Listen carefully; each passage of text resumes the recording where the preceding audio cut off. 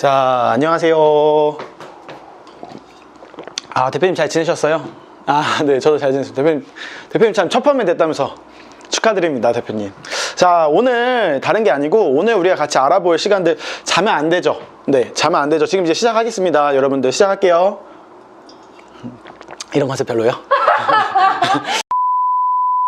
자, 지금까지 우리가 어떤 거 배웠었죠? 우리가 지금까지 아마존에 대해서 배웠어요. 근데 아마존에 대해서 제가 맨날 설명을 드렸음에도 불구하고 여러분들이 아직까지 이커머스에 대한 트렌드를 자 이제 시행착오로는 겪고 있는데 우리 앞으로 이커머스가 어떻게 변화할 것이다, 그리고 어떻게 변화할 것인가에 대해서 서로 예측하는 거에 대해서 오늘은 같이 한번 배워보고자 합니다.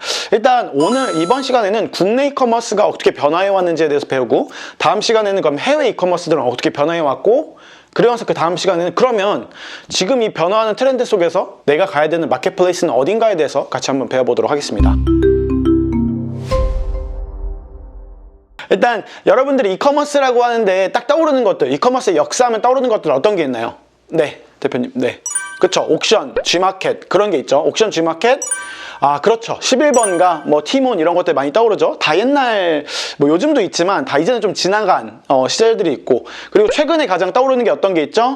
그렇죠. 쿠팡 마켓컬리 나왔고, 그래도 젊은 대표님이라고 하지 딱 트렌비 같은 거 요즘은 나와서 명품 쇼핑몰까지 요즘은 완전히 변화하는 이커머스 시대들을 흐름들에 우리가 지금 서 있다라고 보시면 좋을 것 같습니다. 그러면 우리가 오늘 대한민국의 최초 이커머스는 어떤 것들이 있고 현재 이커머스는 어느 시점에 서 있었는지에서부터 볼 건데요.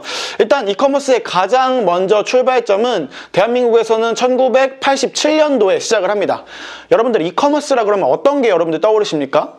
이커머스라고 하면 과거에는 온라인으로 가서 인터넷으로 시키고 이런 게 아니라 내가 오프라인에서 하지 않는 구매에 대해서 이커머스라고 정의를 했던 시절도 있었는데요. 그래서 내가 가지 않고 비대면으로 주문하는 것들, 즉 전화로 주문하는 것들, 텔레마케팅 이런 것들도 다 그 당시에는 온라인 마케팅이라고, 그리고 비대면 마케팅이라고 칭해지던 시대였습니다. 그래서 최초의 온라인 판매는 그러니까 비대면 판매는 이커머스는 대한민국에서 1987년도에 그 하이쇼핑이라는 이런 전단지를 통해서 뿌려졌고요. 그걸 통해서 사람들이 전화를 통해서 구매하는 형태들로 일반적으로 진행이 되었습니다. 그런데 이커머스가 왜 발전했고 어떻게 갈 수 있는지 우리가 살펴볼 건데, 중요한 거는 두 가지가 있습니다. 첫 번째, 인터넷 또는 이런 통신, 교통의 발달들이 있고요. 두 번째로는 이제 물류의 흐름이 같이 따라가줘야 됩니다.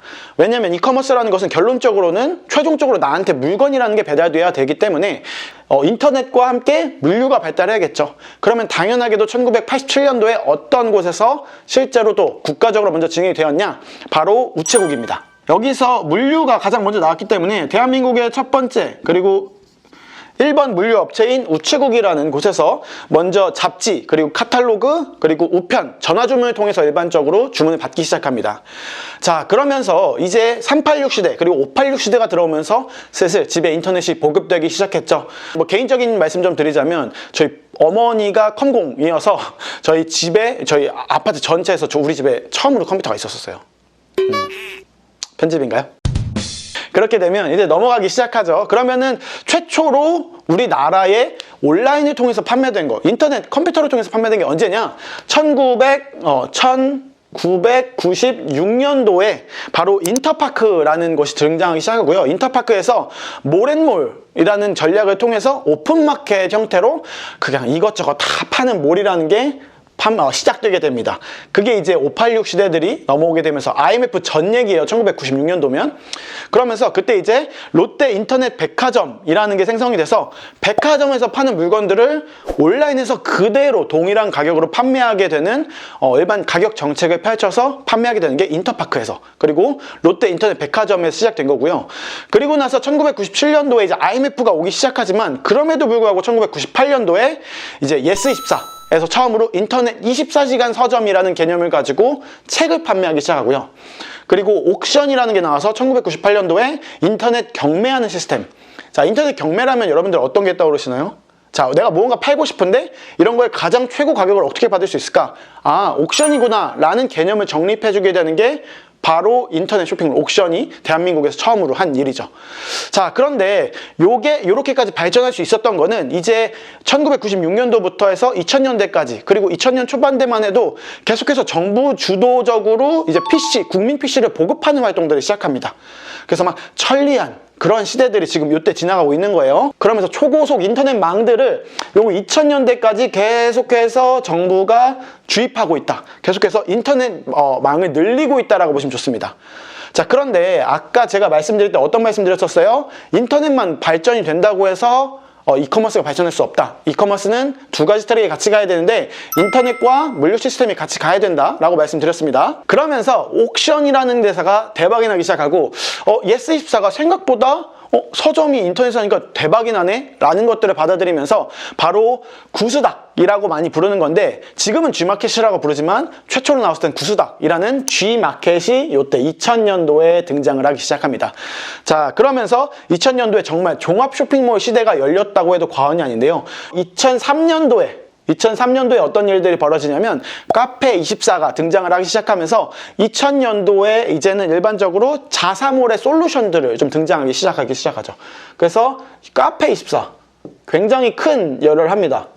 카페24가 등장하면서 네이버 인터넷 기사뿐만 아니라 신문사에서 어떤 뉴스들을 쏟아내기 시작하냐 또는 이제 방송사에서 어떤 일들을 쏟아내기 시작하냐면 카페 어떤 홈쇼핑이 그리고 어떤 인터넷 의류 쇼핑몰들이 월 매출 4억 원을 했다더라, 월 매출 얼마를 했다더라 이런 것들을 하면서 쇼핑몰 전성기의 시대를 이끌어냅니다. 근데 그때는 G마켓도 좋고 옥션도 좋았지만 자사몰로 해도 대박을 날 수 있는 시스템이었고 자사몰로 해서 입소문 한 번만 타면 야 진짜 이거 대한민국 물건 다 판다 라고 할 정도로 정말 다양한 자사몰 형태의 쇼핑몰들이 나오게 됩니다. 그런데 요때 2003년도, 2005년도에서 2000년도부터 시작해서 요때 등장한 개념이 어떤 거냐면 요때 나왔던 게 디지털 카메라의 보급이 일어나기 시작하고요.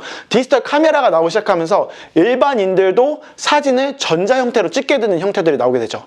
과거에 그 전에 나왔던 것들은 뭐 일반적으로 필름 카메라 였는데 이제는 그런 것들을 내가 찍고 내가 올려서 내가 팔 수 있는 형태가 되어버리는 거죠.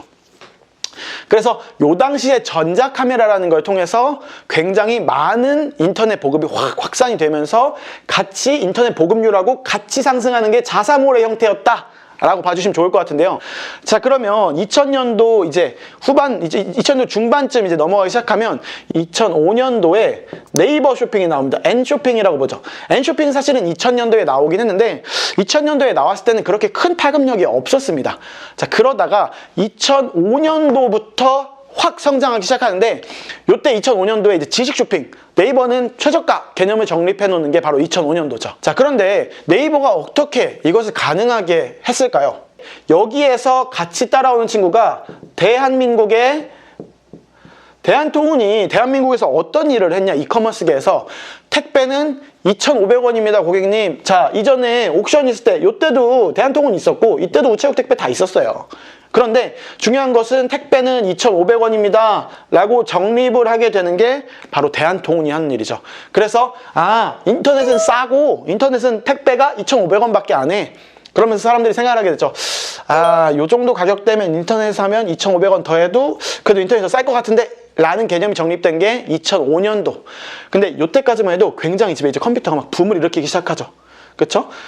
그렇게 되면서 이제 우리가 요게 2008년도에 등장하는 게 네이버의 성공을 맛본 거예요. 네이버의 성공을 맛보고 나서 이제 대기업들이 들어오기 시작하는데 그때 등장한 게 11번가 등장을 요때 딱 하게 됩니다.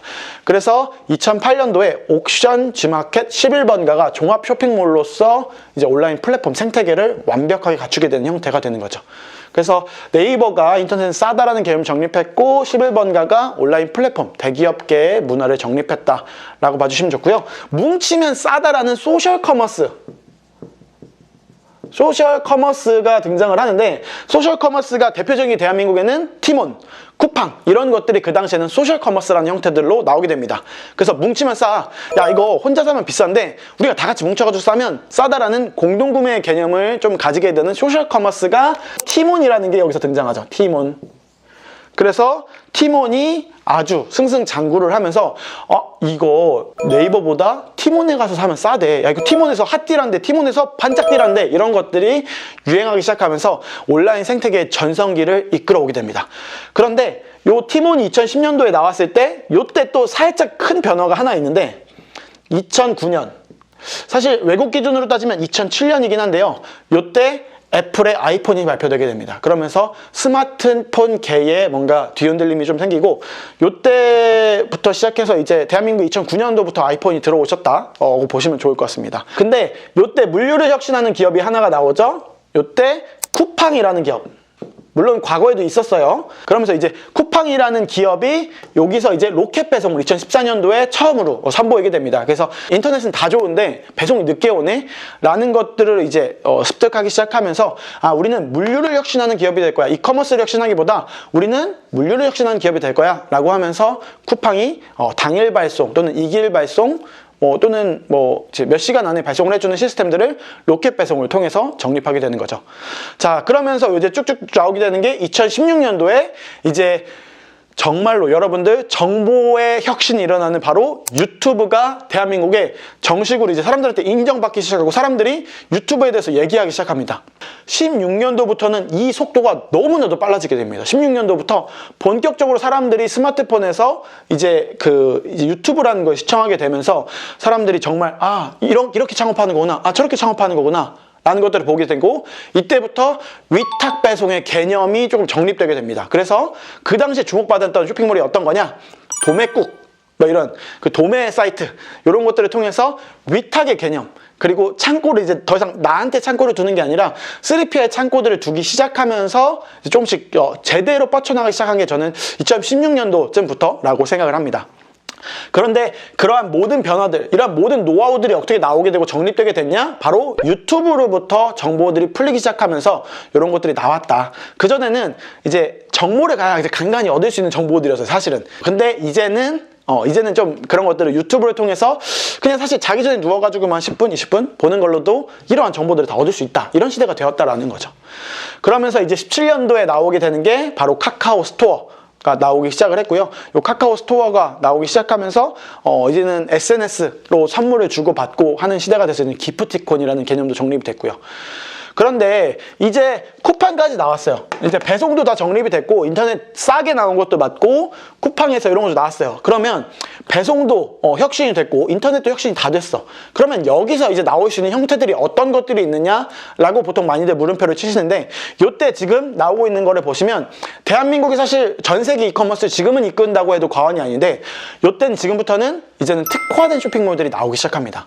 특화 쇼핑몰들은 어떤 것들이 있냐면, 일반적으로는 중고거래 특화 대금마켓, 명품 쇼핑몰 트렌비, 그리고 수공예 또는 그런 것들에 특화된 아이디어스, 그리고 식품 전문 쇼핑몰 마켓컬리, 이런 식으로 여러분들 이제는 점차적으로 내가 찾아가는 플랫폼들, 그거에 맞춰서 배송은 빠른 건 당연한 거고, 이커머스 쉬운 거, 결제 빠르게 되는 거, 핀테크는 당연한 거고 라는 말들이 나오면서 이제는 조금 더 그 감성에 맞는 좀 더 전문적인 쇼핑몰들이 나오기 시작한다. 그리고 그런 전문적인 것들로 모이게 된다라고 보시면 좋을 것 같습니다. 그래서 이제 앞으로는 더 어떠한 그림들이 그려질 거라고 저희는 생각을 하냐면, 앞으로는 이제 배송하기 힘들었던, 온라인에서는 판매하기 힘들었던 것까지도 더 혁신이 되고, 예를 들면 명품 쇼핑 같은 거, 냉동식품 같은 것들, 그리고 또는 물건이 커서 배달하기 힘들었던 것들, 이런 것들도 이제는 하나하나 다 개념들이 정립되면서 대한민국에서 가장 먼저 혁신이 일어나고 있다라고 봐주시면 좋을 것 같습니다. 그러면 왜 대한민국에서 혁신이 많이 일어나고 있냐? 물류가 대한민국은 가장 빠르게 변화했고, 실제로, 그리고 온라인 보급률, 인터넷 보급률이 굉장히 빠르고, 스마트폰 보급률까지 같이 봐주시면 이 나라의 이커머스의 수준이 어느 정도 되는지 좀 따라오면 좋을 것 같습니다. 자, 오늘은 이렇게 같이 우리가 국내 이커머스의 변화된 트렌드를 같이 한번 살펴보았고요.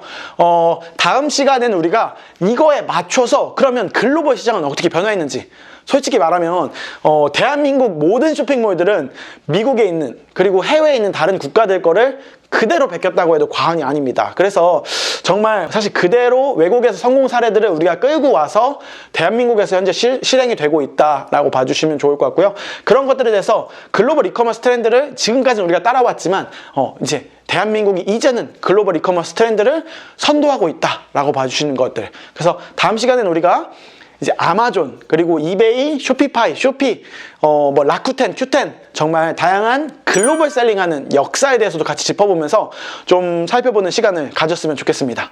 오늘도 여러분들 도움이 되는 정보였다면 구독과 좋아요, 알림 설정까지 부탁드리고 오늘 영상 여기서 마무리하고 다음 시간에 뵙겠습니다. 좀 새로운 트렌드 괜찮나요? 알겠어요. 글로벌 셀러들 화이팅!